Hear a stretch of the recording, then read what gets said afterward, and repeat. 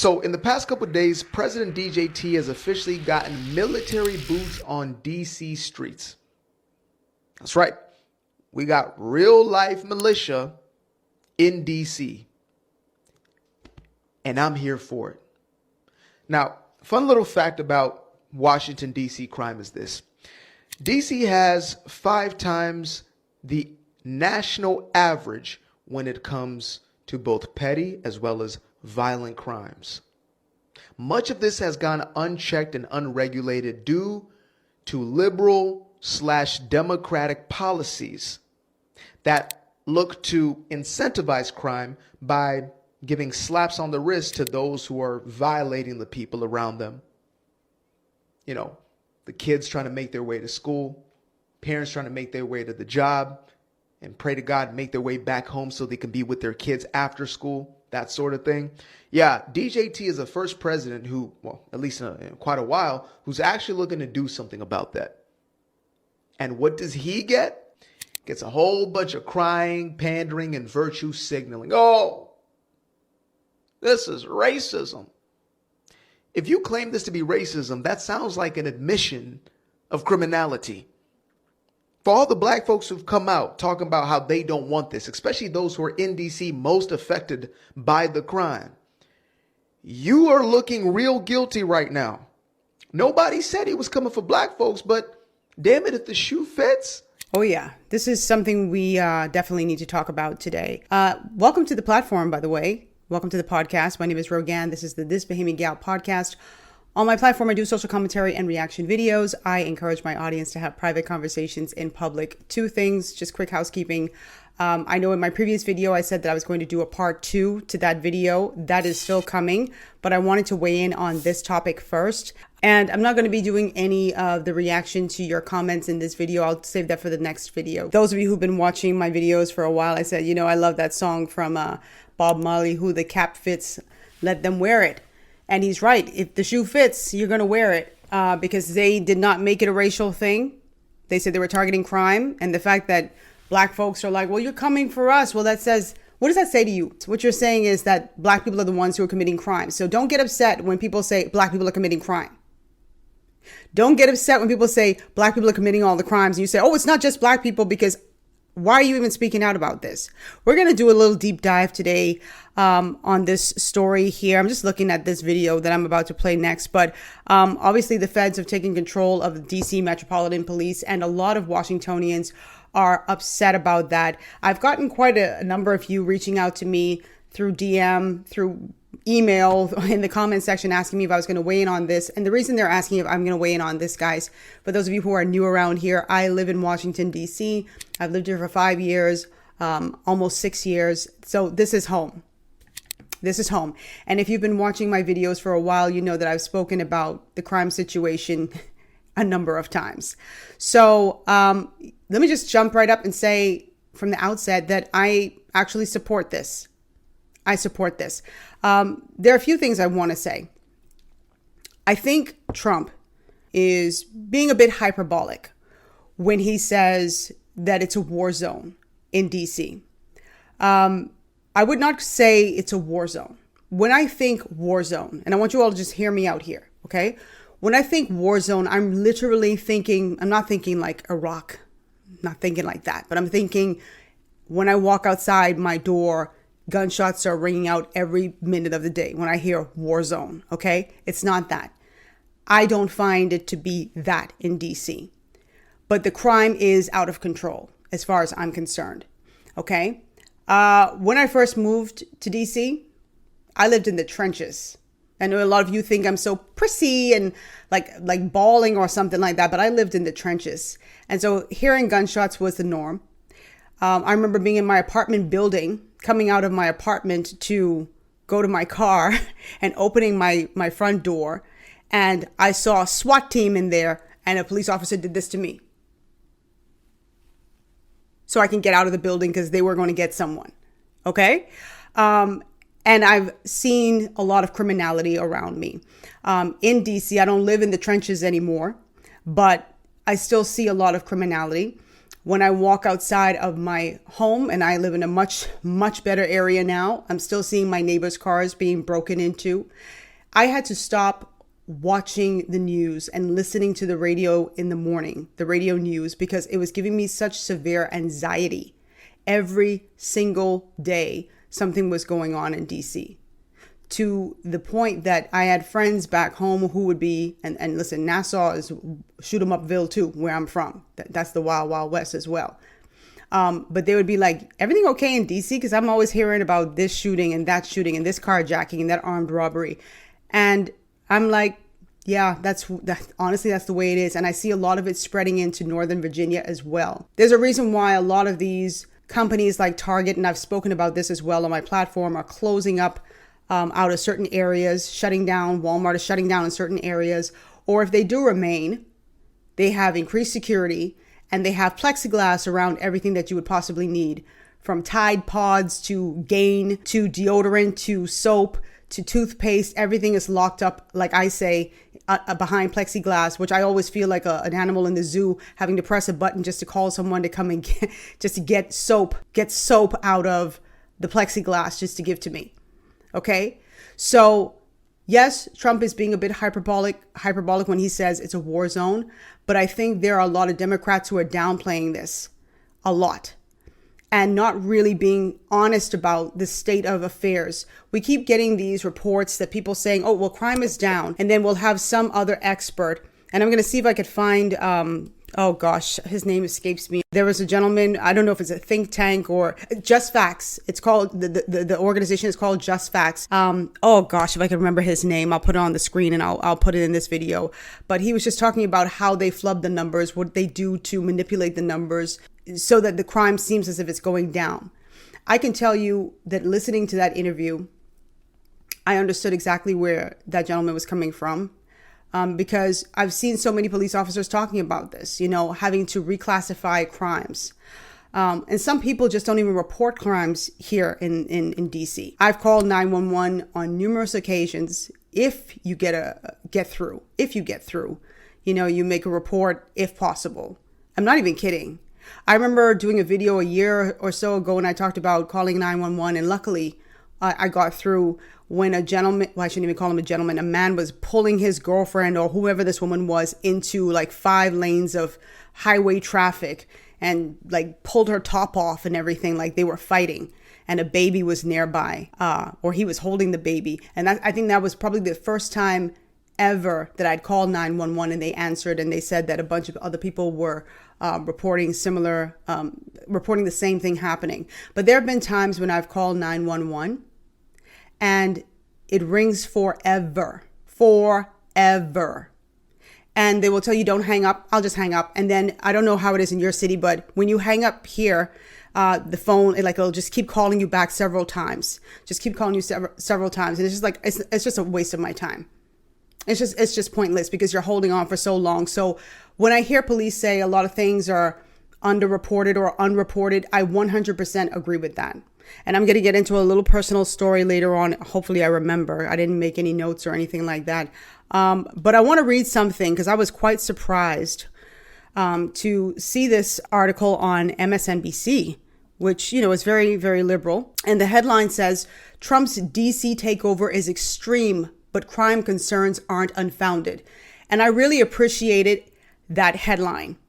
I really, really appreciated that headline. The subhead says, though crime is down in Washington, the data shows a real gap between the statistics and how unsafe many citizens, especially Black women, feel. And let me just read a little bit of this, and then I'm just going to go in and giving my reaction, and I'll play some videos as well. So I really want you to stay with this video. Don't skip through. Don't click off. Let's really have this conversation because it's very easy to just say you hate Donald Trump. I have my issues with the man myself, okay? But I've always maintained on this channel that if he does something that I think is beneficial or it's good, I'm going to give him his props. And I have zero issue with what's going on now. I know a lot of Washingtonians hate what's happening. We'll talk about that. But let me read this article here from MSNBC. It says, if Democrats want a governing majority again, they must meet voters where they are, not where they wished they were. That means facing hard truths like the one playing out in our nation's capital. Even as crime rates fall, many Washingtonians do not feel safe walking through Union Station, shopping on U Street, or living in Navy Yard. Navy Yard is a big one. And Navy Yard is supposed to be like a nice area, let me tell you. But people are always reporting something happening there. That's me adding in here. The article continues, folks are tired of seeing deodorant. I forgot about this in the article. Folks are tired of seeing deodorant locked up behind plexiglass at CVS. They're frustrated at finding their car windows smashed and seeing a teenager speed off on a rented e-bike. To be clear, Trump's moves to take over the Metropolitan Police Department and activate the DC National Guard are unnecessary, wrong, and unwarranted. I happen to disagree. But if officials in the district don't do something fast, they may give the president and Congress more reason to try to take over even more than they already have. The reason why I say I disagree with MSNBC saying it's unnecessary, wrong, and unwarranted is because if the DC Metropolitan Police were doing its job effectively, and let me just say, a lot of police officers' hands are tied. A lot of their hands are tied. A lot of police officers are speaking out in the comments section and saying they're happy that this is happening because their hands are tied. They're frustrated seeing people who they arrest or want to arrest just kind of getting a slap on the wrist and going by the wayside. Okay? So they're sick of this as well. And if they cannot get a grip on things, it's not fair for the people who are living here, peaceful, law-abiding citizens and residents, to feel as if they're held hostage in their own city by people who are criminals. Okay? There are certain areas I just will not drive through. And this happens in many major cities. There are certain areas of DC where when I'm going through, I'm rolling up the windows because you just never know. But I don't have an issue. Me, personally, I don't have an issue with it. And I keep seeing folks say, where's this crime? I mean, I literally saw people online saying, what's this crime that he's talking about? Oh, he's running out. And like I said, he was hyperbolic when he said it's a war zone. But just because I think he's hyperbolic doesn't mean he's wrong about how bad crime is in the city. And my question is always for those people who are like, oh, crime is not a big deal and we have this under control, is where do you live? Talk to folks in Southeast DC. So we have people getting shot up in Northwest. In Northwest, it's like the good quadrant. So where do you live where it's just so safe? And maybe this is true for them because they're in an area that is heavily policed, that is probably more gated and more secure, so they don't feel crime the way that other people do. Now, as it relates to the National Guard, I would like to have them not just in tourist areas, but come Southeast DC and Northeast DC. I would love to see them more spread out and really tackling crime. And I think they might be moving into that area. But right now, they're just more in the tourist areas. And there's no reason why the nation's capital, Washington, D.C., should be as crime-ridden as it is. You have to remember, you have millions of tourists who are coming here to D.C. to see the monuments. This is historic. This is a historical place, okay? They're coming to see the White House. It's almost the equivalent of going to Paris and seeing the Champs-Élysées or the Eiffel Tower. They want to see the White House. And they don't want to be harassed. They don't want to feel unsafe walking around. They don't want to be harassed by the homeless element that's out there. Sometimes that happens. And we'll talk about the homeless element as well, because a lot of people are upset about Trump having these encampments removed. Again, I have zero issue with that. So let me play this next video. And this is another content creator on TikTok who says he's a police officer. And he's talking about, this is the headline, Metropolitan Police manipulated crime stats to protect DC mayor, according to police union. So take a listen to this video.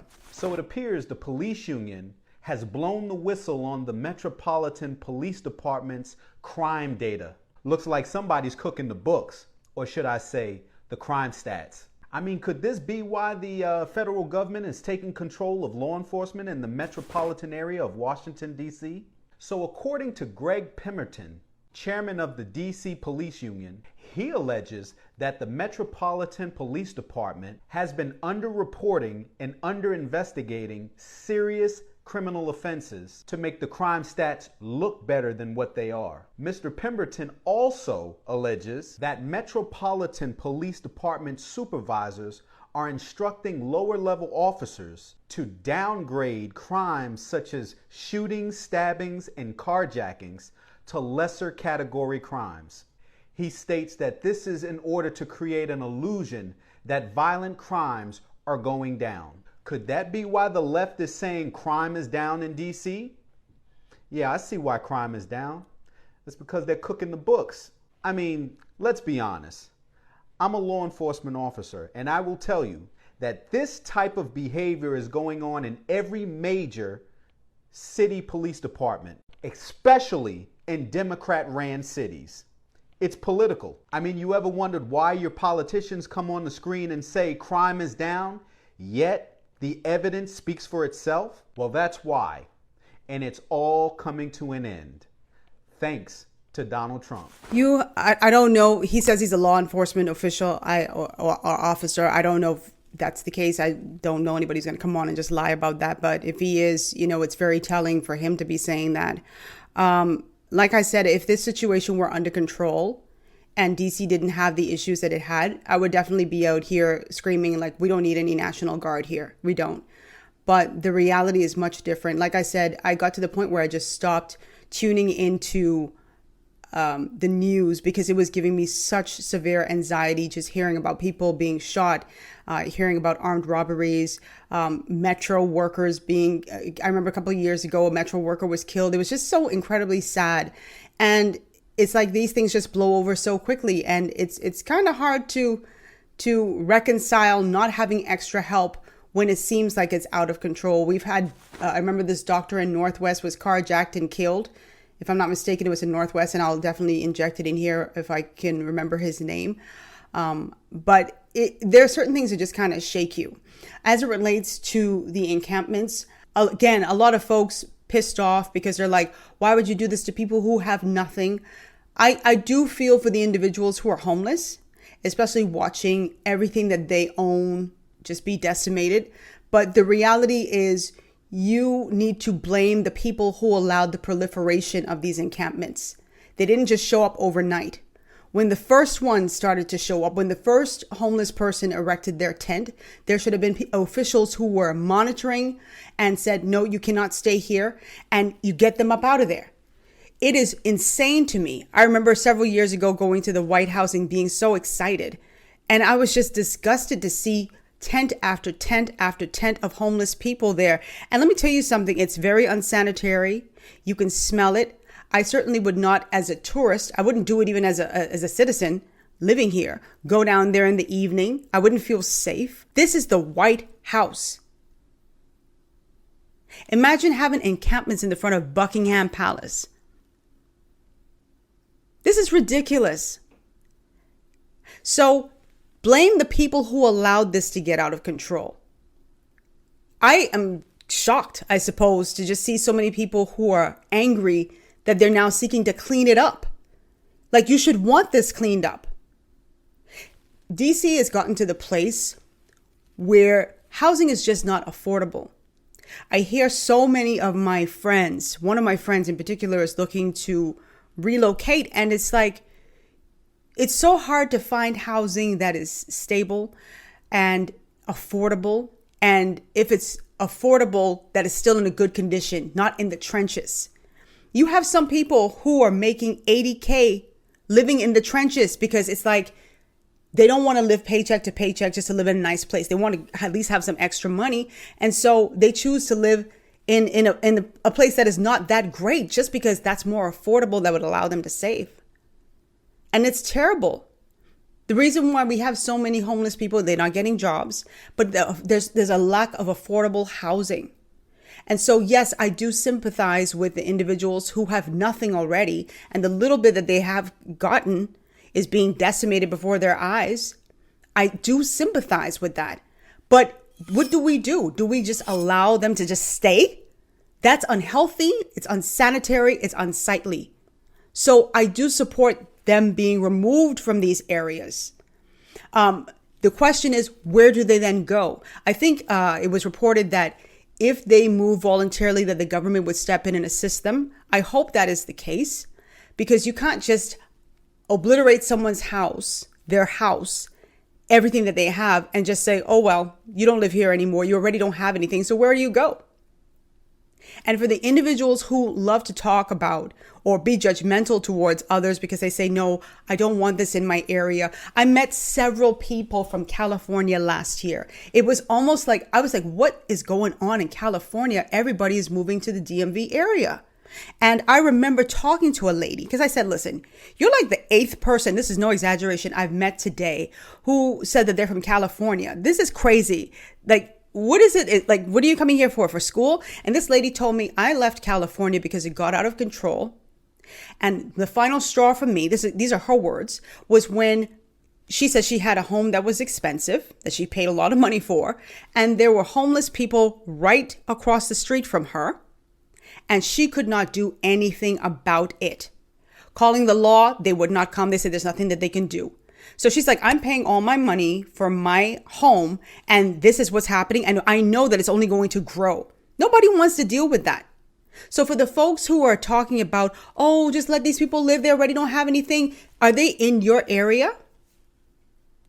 And now that they're being removed from Georgetown, now that they're being removed from like the White House area and all these other areas where it's like tent city, they're going to be, unless they get assistance from the government, they could be possibly coming into your area.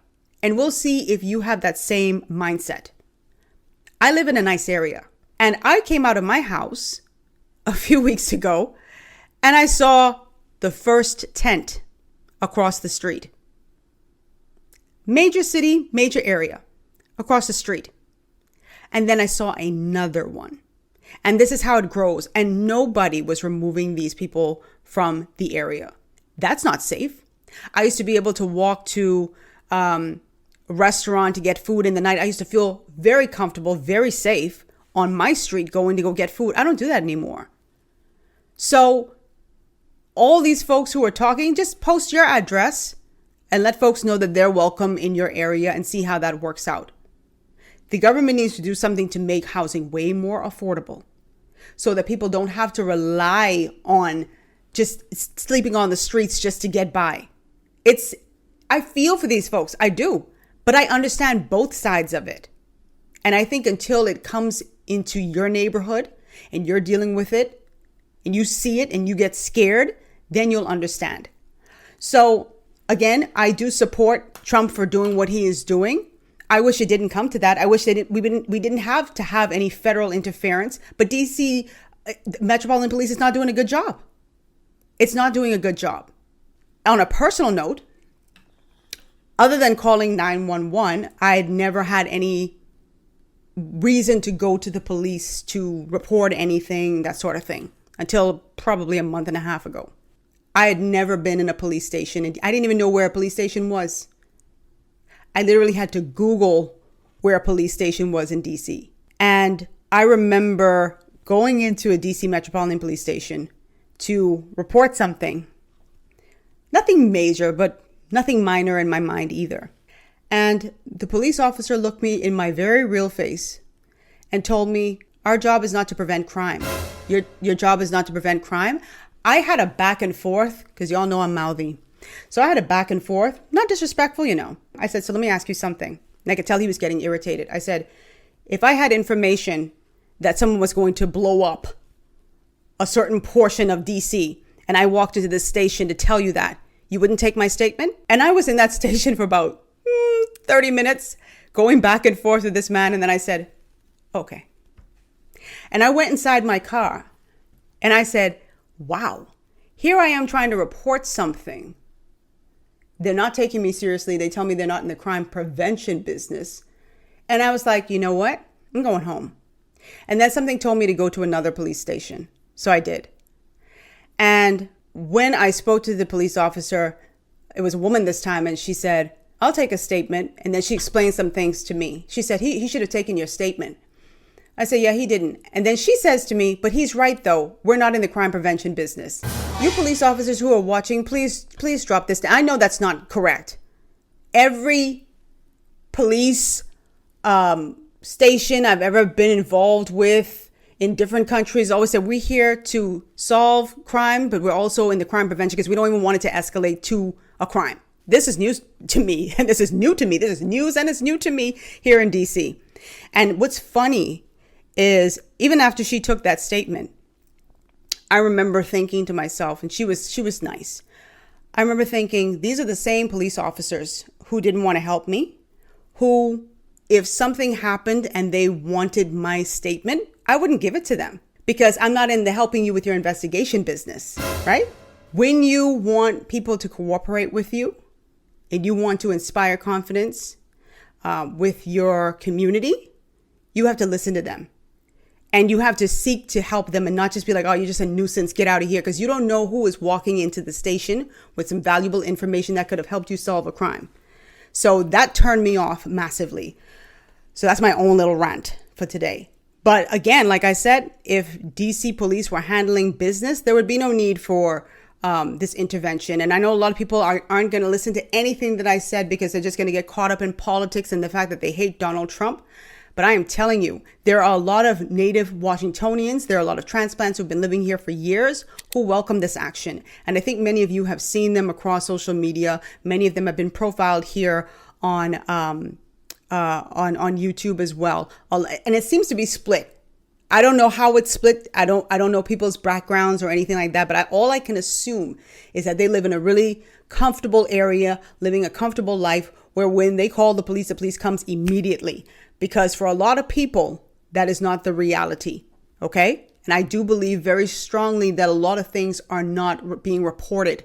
So again, I was happy to see that MSNBC article, and I will let me bookmark this right now, as a matter of fact.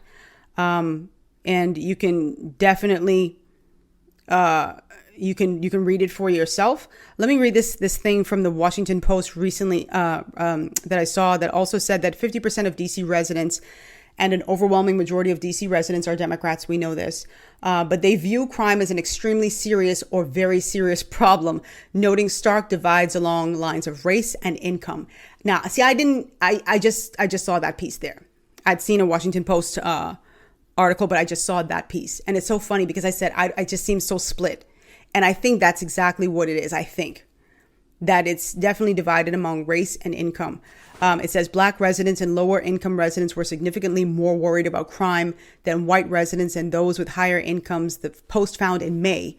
As they were last year, Black women are among the most concerned, with 65% saying crime is a very or extremely serious issue compared with 82% who said the same last year. And as a Black woman living in the district, I can confirm that this is 100% true. And like I said, that incident when I just walked into a police station wanting to report something and not being taken seriously, yeah, it definitely rings true for me. What else did I have to? Oh, let me play this video really quickly. I think there was a gentleman who was sort of doing like this was with the encampments being removed in DC. Hold on, let's just play this real quick. This is crazy.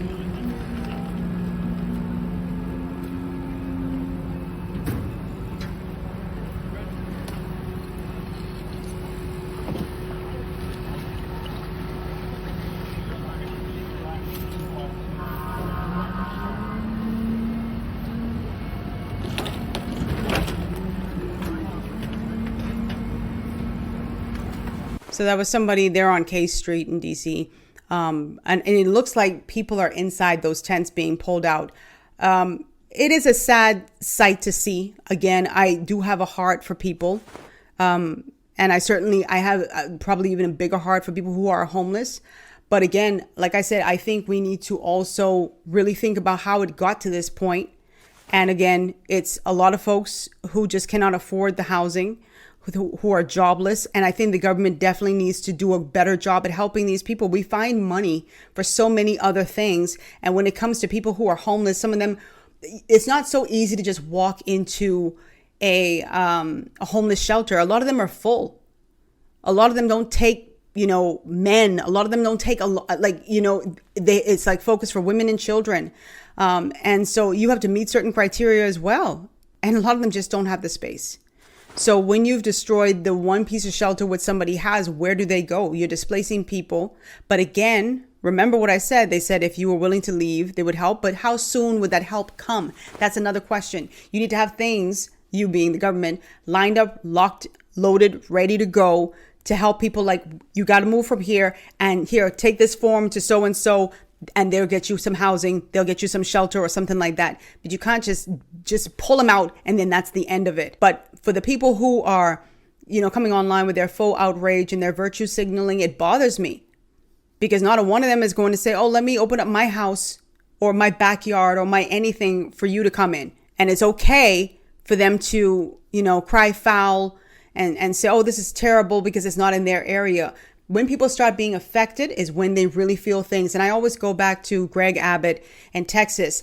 And I remember when Texas was having, and they still do, having such, big issue with people crossing over the border, and, their policing, it was like stretching their resources to the limit. A lot of people weren't paying attention. Oh, it's all the way in Texas. Texas is big. They can accommodate, and, all these folks, they don't care. And the minute they started coming into Baltimore and Washington, D.C. and all these other cities, then it's like, hold on now. And New York, hold on now. Y'all got to go. we cannot support you. You got to go. So all I'm saying is I can feel for people, but I also believe very strongly in law and order. And to all the people who are pissed off about more police presence and protesting, I wish you had the same energy when we have people shooting each other and killing children and killing metro workers in this city. I'd love to see your protests for that. Okay? Because it's very easy to just jump up because you hate this man, being Donald Trump, just to protest. But I want to see you protesting when anybody is shot. If you see crime is out of control.